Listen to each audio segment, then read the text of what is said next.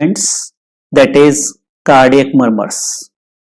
Let's understand what causes cardiac murmur, what are the types of cardiac murmurs. Basically, cardiac murmur is a turbulence of blood flow. Why turbulence of blood flow is created? Let's understand. So, cardiac murmurs are produced due to turbulence of blood flow, and according to the timings, there are different types of murmur during which phase of the cardiac cycle they are heard. These can be systolic murmurs or diastolic murmur or continuous murmur. Continuous. And there are two criteria which should be satisfied to produce a murmur. These two criteria is that there should be a abnormal pressure gradient during the flow of blood. That should be maintained, as well as the defect should remain open through which murmur is getting produced. Both criteria produces a cardiac murmur. So this lecture or this discussion is on the systolic murmurs. So let's understand systolic murmurs first. Systolic murmurs, as the name suggests, they are heard between S1 and S2, that is a cardiac cycle. Systolic murmurs, number one, there are four types of the systolic murmur. The number one is the most common type of the systolic murmur. It is known as ejection systolic murmur. Ejection systolic murmur.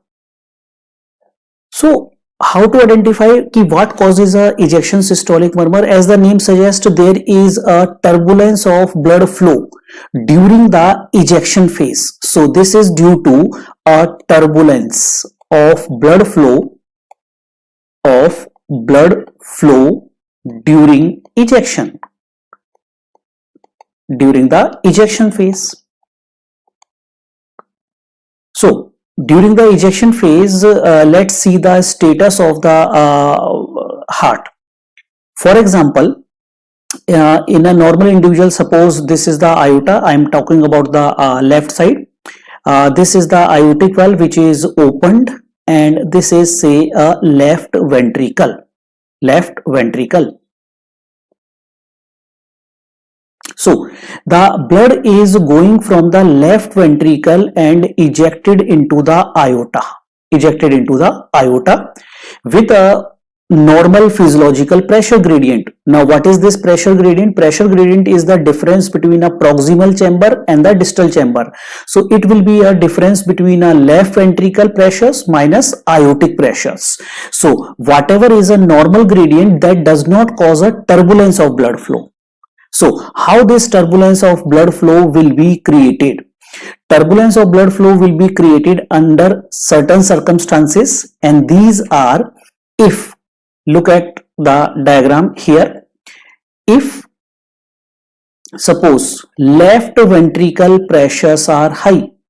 So if left ventricle pressures are high, the difference between the left ventricle pressure and aortic pressure will increase. So this is the known as the pressure gradient. So you have to focus the ejection phase. During the ejection phase, ventricles are contracting and they are releasing the blood into the aorta. So this blood will go with a high velocity, with a high pressure difference from ventricle to the aorta if the left ventricle pressures are high or ventricle pressures increase. Now, what leads to this increase in the ventricle pressure? That will be a stenosis here. So, understand this point. In a cardiac cause, in a cardiac disease, any stenosis will increase the proximal chamber pressure. Proximal pressures will be increased, and this will create a increased pressure difference between the ventricle and the great vessels. So, this condition will be a anatomical stenosis of the semilunar valves. So we get the causes of ejection systolic murmur as the anatomic stenosis stenosis of semilunar valves. For example, this will be a case of aortic stenosis and pulmonary stenosis anatomically. Whatever the valvular defect of the left side, same murmur will be created by the valvular defect of right side. Now, the other scenario which can happen is, this is the aorta, this is the aorta, this is the left ventricle. Suppose. Now, it can also happen that this pressure gradient was left ventricle pressures minus aorta pressures. This is the pressure gradient. Now, how will this pressure gradient be increased? Either the left ventricle pressure was high, which we have seen here, or it could be because of the aorta pressure fall down. The pressure of the aorta falls down. So this gradient will increase, just a simple mathematic. And what leads to a decrease in the aorta pressure? It will be a dilatation of the aorta or dilatation of the pulmonary artery. So that will be our cause number 2. Cause number 2 will be anatomical dilatation of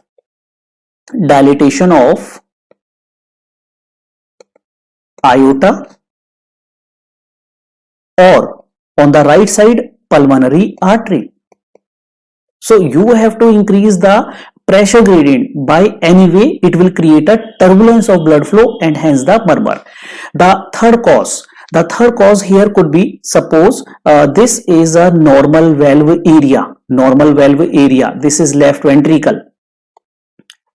So there can be a possibility that the blood flow across this aortic valve is increased, the volume is increased. So that will create a turbulence. And why the volume is increased? Because of the increased blood flow across, volume is increased. So increase blood flow across semilunar valves during the ejection phase. So more blood volume create a more turbulence. So this blood flow can be a high cardiac output state or increased blood flow across the semilunar valves. For example, high cardiac output conditions. This is sometimes also known as the functional stenosis. So this is also known as functional stenosis. Functional stenosis means that anatomical area is all right, but the blood flow through that area is increased. So for that high blood volume, that normal area will look like a stenosed area. So these are the causes of production of a ejection systolic murmur. And this you can also make an analogy. How the analogy? Like a traffic jam. So in this scenario, when there is an anatomical stenosis, you can correlate that a 4-lane highway convert into a 1-lane highway. Anatomical stenosis of the highway occur, so there will be a traffic jam, turbulence will be created. Or other way around, the 4-lane highway is as it is, there is no anatomical narrowing of the highway, but on that highway the traffic volume was more. So obviously that will create a traffic jam and turbulence. Now, what is the shape of this murmur? If we look at the shape of the murmur or the diagram. So to understand the diagram of the ejection systolic murmur diagram. So first make a systolic line, that means ki S1 and S2. So ejection systolic murmur will be following the blood ejection pattern from the ventricles. So how does the blood ejection occur through the ventricles? So after the S1 there is an event. This event is semilunar valve opening. Here the semilunar valve opens and then blood is ejected out. So obviously this murmur will occur after the semilunar valve open. So this follows the blood ejection pattern, and in the physiology you have studied that blood follows a pattern like increasing trend, peak ejection take place during the mid systole, and after the mid systole blood ejection reduce, murmur intensity reduce. So it typically follows the blood ejection pattern after the semilunar valve opening like this. Blood flow increase from the ventricle to the great vessels, peak is in the mid systole, and after the peak it shows a decreasing trend. Blood ejection shows a decreasing trend, murmur will show a decreasing trend like that. So this peak is in the mid systole peak, and because of this morphology of the cardiac murmur, ejection systolic murmur, this is also known as a increasing trend and decreasing trend murmur. That means it is a crescendo, increasing trend, decreasing trend, decrescendo murmur. Also, the murmur is known by the name of the peak. At what time the peaking was there. So the peak is in the mid systole. So this is also known as a mid systolic murmur. Now coming to the number 2 systolic murmur. Number 2 systolic murmur is early systolic murmur. Early systolic murmur.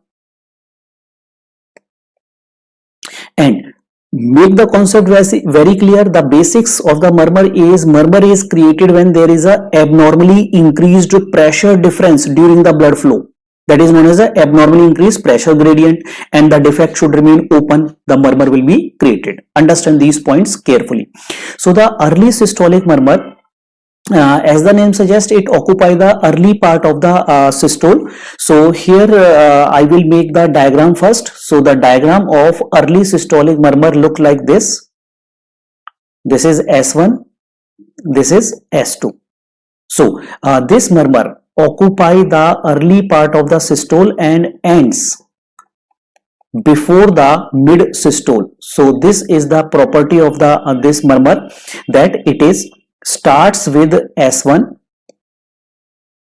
and ends at or before mid systole. This can be one of the diagram. The other diagram of this murmur can be like S1, S2. So it can be like this, a decreasing trend, but ends at or before the mid systole.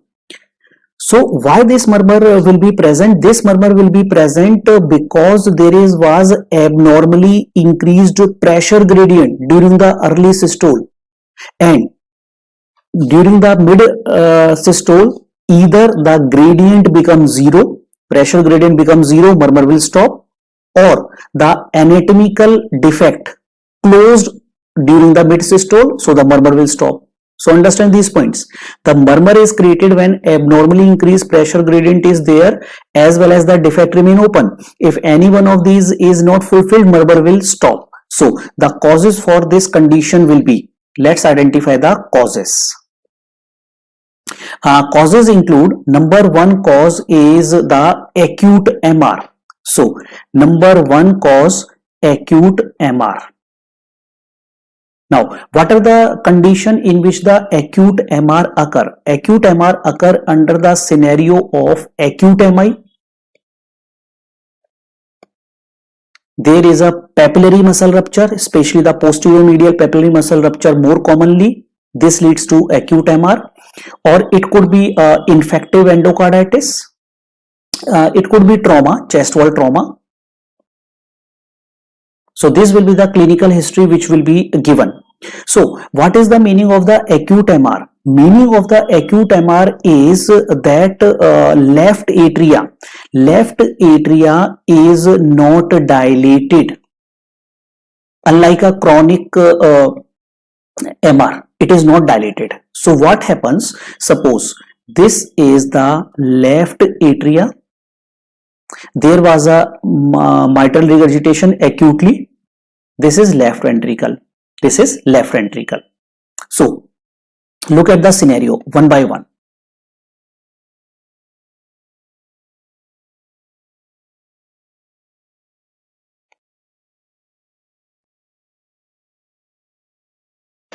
So In the early systole, in the early part of the systole, when the systole start, obviously the pressure of the left ventricle is much higher than the pressure of the left atria, so the blood will go in this direction. So this is the early part of the systole. So very early, as soon as the S1 start, early systole, the blood is going. But left atria is not dilated structure.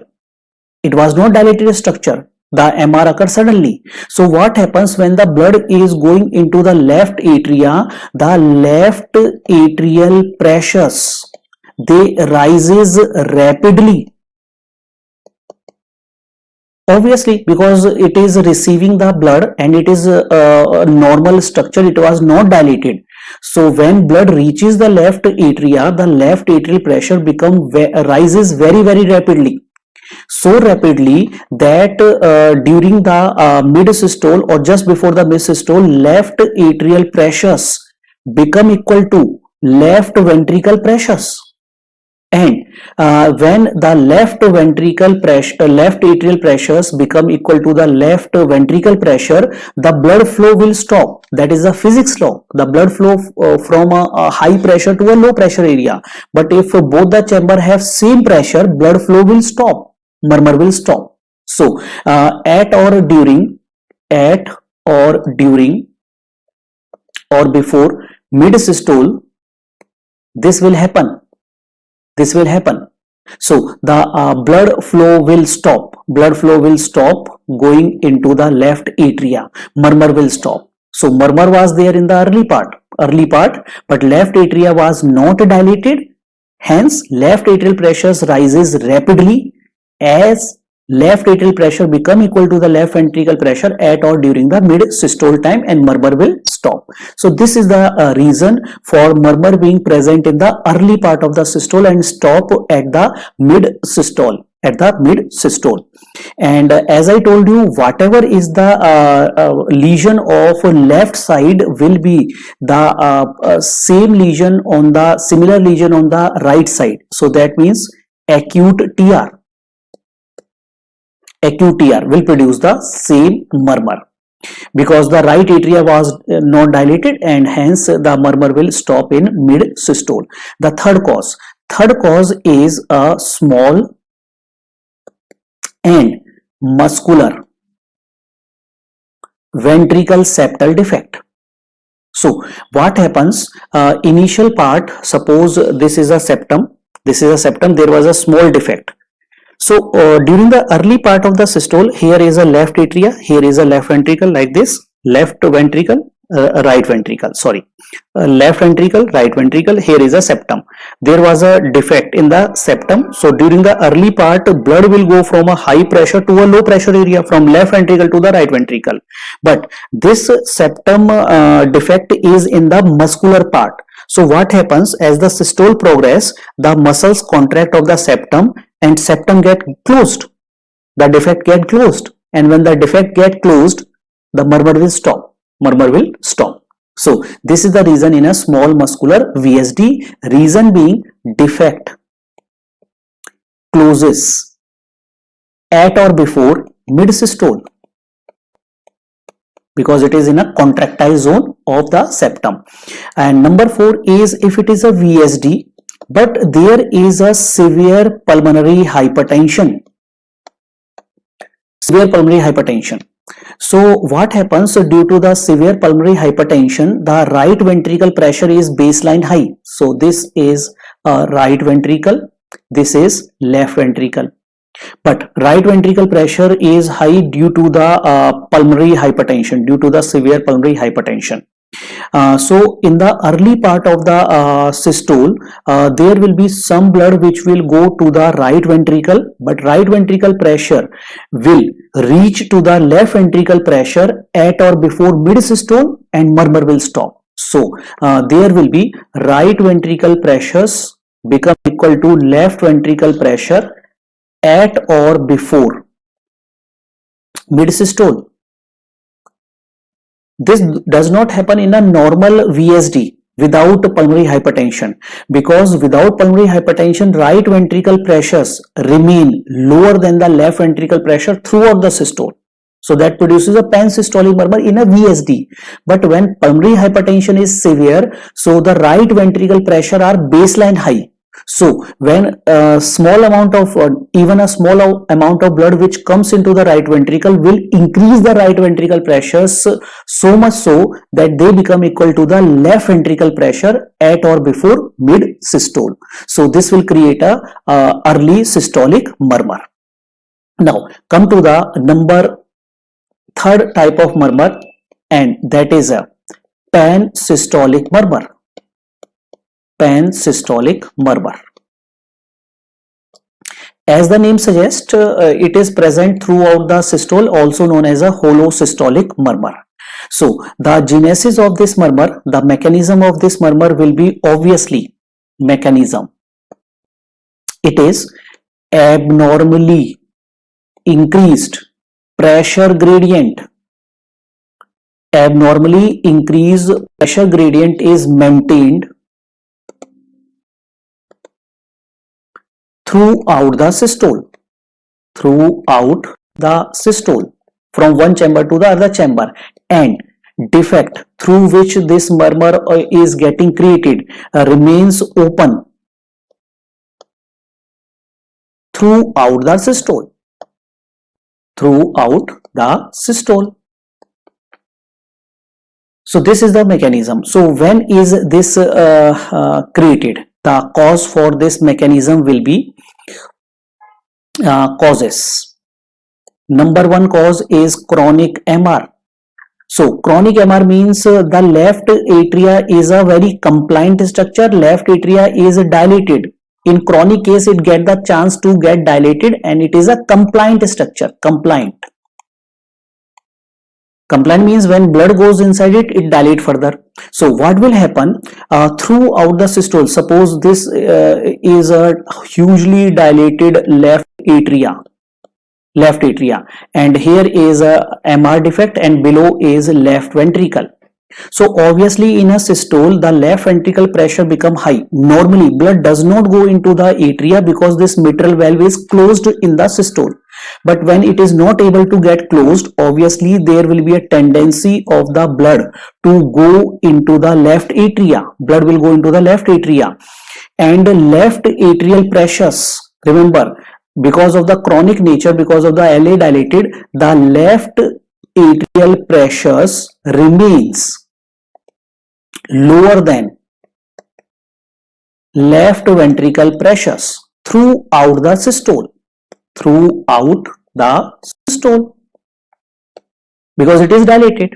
So obviously the blood keep on going from the left ventricle to the left atria throughout the systole. Throughout the systole. So this happen in chronic MR like rheumatic heart disease. While the number two cause here is chronic TR for similar mechanisms. Now number three is VSD.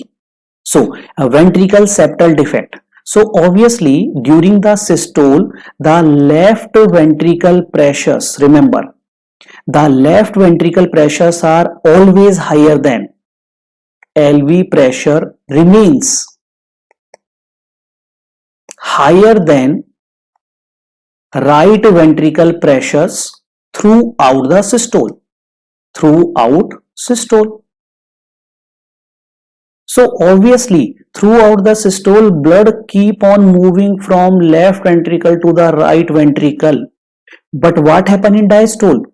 The defect remain open in the diastole, but VSD murmur will not be heard in the diastole. Reason is very simple. In the diastole, the pressure of the left ventricle is equal to the pressure of right ventricle. Both pressures are almost equal in diastole. So even though the defect is open, but blood flow does not take place. So this is the reason, this is the basics here. Now the fourth type of the systolic murmur, and the last type is the late systolic murmur. Late systolic murmur. As the name suggests, it occurs during the late part of the systole, and the cause of this murmur is mitral valve prolapse. Mitral valve prolapse. And the diagram of this late systolic murmur will be like this. This is S1, this is S2. So it occupies the last part of the systole like this. Like this. Reason for the MVP to be in the last part of the systole will be, let's understand. In MVP, there is an increased surface area of the leaflet. And when there is an increased surface area of the leaflet, obviously it will not remain in a horizontal plane. It will bulge out, it will prolapse. So look here, suppose this is the leaflet surface area which is increased. So below is left ventricle. Below is left ventricle. So understand this carefully. What will happen when the left ventricle blood volume is more? Because of the left ventricle blood volume is more, this increased surface area leaflet remain in a horizontal position like this. Look here, the left ventricle is getting stretched because of the blood. It keeps the leaflet horizontal. But what will happen when the left ventricle blood volume is reduced? Look carefully. Blood volume of the left ventricle below is reduced.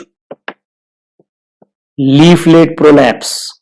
So what is the phase of the cardiac cycle when the left ventricle blood volume is significantly reduced? That is the late systole. Because the blood has ejected out from the ventricle cavity size reduces, and when the ventricle cavity size reduces, this will happen. This was the full ventricle volume is reducing, prolapse happens. So this is the reason why it occurs in the late part of the systole. So these are the types of the systolic murmurs. So if you have any doubts or any questions, you can put this under the comment section, and in subsequent lectures we will discuss the diastolic murmur and the continuous murmur. Hopefully you like this video. Waiting for your questions. Thank you.